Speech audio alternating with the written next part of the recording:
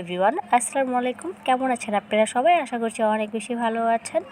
আজ আমি একদমই নতুন একটি রেসিপি শেয়ার করব আপনাদের সাথে। আশা করছি আজকের ভিডিওটি দেখার পরে খুবই ভালো লাগবে। আজ আমি একদম নরম তুলতুলে এমনকি রসালো একটি লাড্ডুর রেসিপি শেয়ার করব আপনাদের সাথে, তাও আবার সুজি দিয়ে যে এত মজাদার লাড্ডু তৈরি করা যায়, যদি একবার না খেয়ে থাকেন তাহলে জীবনে অনেক কিছু মিস করবেন। তো লাড্ডু তৈরি করার জন্য আমি কিন্তু এখানে এক বাটি নারকেল নিয়েছি আর দিয়ে দিচ্ছি 1 কাপের মতো গুড়। এখন নারকেল আর গুড়টাকে খুব ভালো করে মিক্স করে একদমই অনবরত এইভাবে নাড়তে হবে। নাড়া কিন্তু একদমই বন্ধ করা যাবে না, তাহলে কিন্তু নিচে থেকে লেগে যেতে পারে। তো ফ্লেভারের জন্য এখানে কিন্তু আমি 2টি এলাচ দিয়েছি। এলাচ দিলে পুরটা খেতে কিন্তু অনেক বেশি ভালো লাগে। এইভাবে নেড়ে ছেড়ে একটি খিসা তৈরি করে নিচ্ছি। যখনই দেখবেন গুড়ের পানিটা এভাবে শুকিয়ে গিয়েছে আর আঠালো হয়ে গিয়েছে, তখনই কিন্তু আমরা নামিয়ে নেব। তো খিসাটা আমার তৈরি করা হয়ে গিয়েছে, আর বেশিক্ষণ নাড়তে হবে না। এখন আমি চুলা থেকে নামিয়ে নিচ্ছি।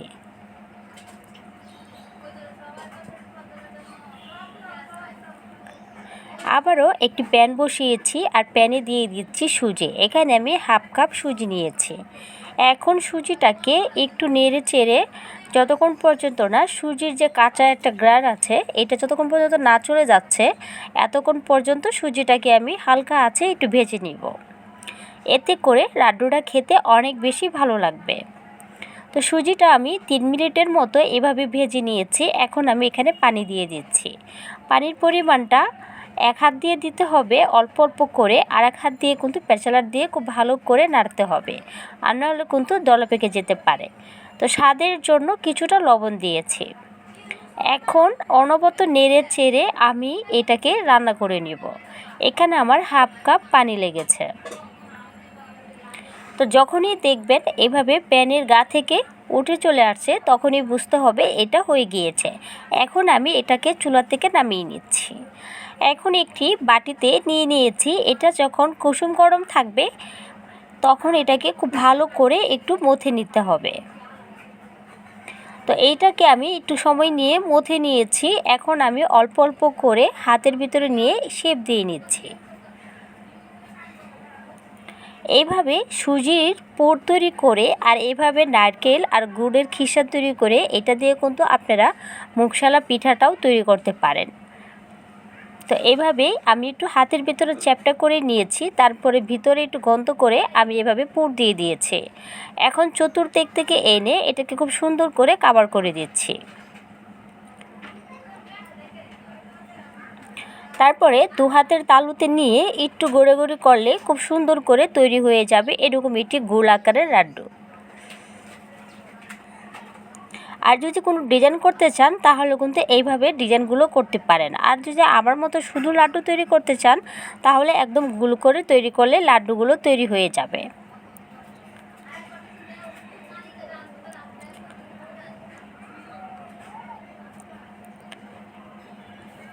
তো এইভাবে আমি 1-2টা বানিয়েছি, বাকিগুলোকে আমি অন্য সিস্টেমে বানিয়ে নিচ্ছি। এখন এই পুরটাকে 2টি ভাগে ভাগ করে নিয়েছি। এখানে আমি কিছু কালার অ্যাড করছি। সর্বপ্রথমে অর্ধেকটাতে আমি কিছু রেড ফুড কালার ব্যবহার করছি। এতে করে প্রত্যেকটি লাড্ডু দেখতে অনেক বেশি সুন্দর লাগবে। কালারটা দেওয়ার পরে খুব ভালো করে একটু মিক্স করে নিচ্ছি।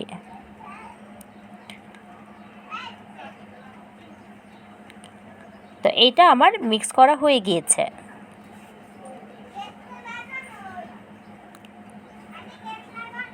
এখন এখান থেকেও অল্প অল্প করে নিয়ে আমি লাড্ডুগুলো তৈরি করে নিচ্ছি। আমি আপনাদেরকে আরও একটি বানিয়ে দেখিয়ে দিচ্ছি। এটা বানানো একদমই সহজ ছিল।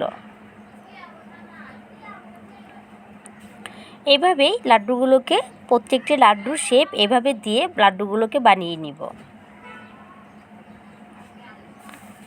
এই সুজির লাড্ডুটা খেতে কিন্তু অনেক বেশি মজাদার ছিল। কেউ বুঝতেই পারবে না যে শুধুমাত্র সুজি দিয়ে আপনি এত মজাদার লাড্ডু তৈরি করেছেন।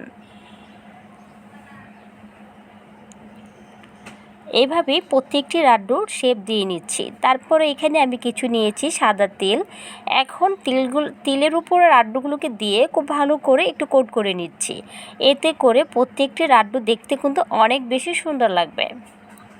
তো বাকি যে অংশটুকু ছিল এখানেও আমি কিছু কালার অ্যাড করেছি। এটাকে খুব ভালো করে মিক্স করে আমি লাড্ডুগুলো তৈরি করে নিয়েছি। আপনারা চাইলে শুধুমাত্র এক ডোটা দিয়ে লাড্ডুগুলো তৈরি করতে পারেন, কালার ব্যবহার না করলেও চলবে। একটু সুন্দরের জন্য আমি একটু কালার ব্যবহার করেছি। এখন প্রত্যেকটি লাড্ডুকে সেমভাবে আমি তিলের ভিতর দিয়ে কোট করে নিচ্ছি। তো দেখতেই পাচ্ছেন প্রত্যেকটি লাড্ডু বানানো হয়ে গিয়েছে আর দেখতে কতটা সুন্দর লাগছে। এখন চুলায় চলে যাচ্ছি। আগে থেকে পানি আমি হাই হিট করে রেখেছিলাম। এখন এটি স্টিনার উপরে আমি এক এক করে লাড্ডুগুলো দিয়ে দিচ্ছি। এই সুজির লাড্ডু স্টেম করতে খুব বেশি সময় লাগবে না। আমি 10 মিনিটের মতো ভাপ দিব। এতে করে আমাদের লাড্ডুটা একদম পারফেক্টভাবে হয়ে যাবে। অবশ্যই কিন্তু লাড্ডু দেওয়ার আগে স্টেমের উপরে কিন্তু একটু তেল ব্রাশ করে নেবেন। এখন একটি ঢাকনা দিয়ে ঢেকে দিচ্ছি। অপেক্ষা করব 10 মিনিটের জন্য।